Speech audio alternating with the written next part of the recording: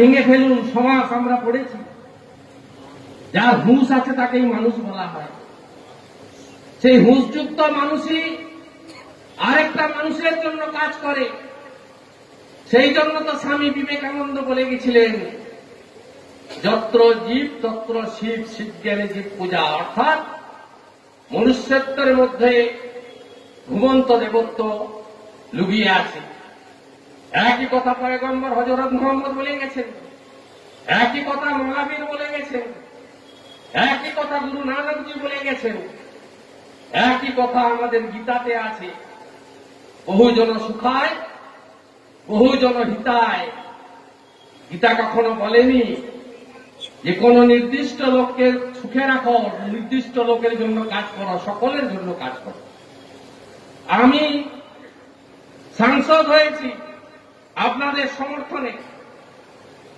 আমি প্রভাতবাবু মারা গেছেন, তিনি আমাকে জায়গা দিয়েছিলেন অফিস করার বাবাতে। সেখানে কখনো সংসদের সার্টিফিকেট, মেডিকেল অ্যাসিস্ট্যান্স, দুটো বই, একটু ওষুধ কিনে দেওয়া কখনো বলিনি যে যাও তো বাবু বৃন্দাবন অঞ্চলে অমুক নেতার কাছ থেকে একটা চিঠি নিয়ে এসো, তোমাকে তো চিনতে পারছি না। এ কথা আমার লোকেরা বলেনি, আমি এ কথা বলতে শিখাইনি। এটাই হলো আমাদের কাজ। চোরাইবতী চোরাইবতী। মানুষের জন্য কাজ করতে গেলে কারোর ছাড়পত্র লাগে না। মানুষের জন্য কাজ করতে গেলে কোন পদ লাগে না। মানুষের জন্য কাজ করতে গেলে আমি তো ভারত সেবাশ্রমকে সঙ্গে নিয়ে 4.5 লক্ষ লোককে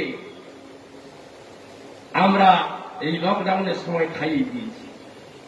কেন ভারত সেবাশ্রম সংঘ? কোন রাজনৈতিক দল, কোন রাজনৈতিক ব্যক্তি, তার একটা নির্দিষ্ট গণ্ডি আছে, আমারও গণ্ডি আছে, আমি রাজনৈতিক কর্মী। ভারত সেবাশ্রম সংঘ তারা সবার তাদেরকে সামনে রেখে।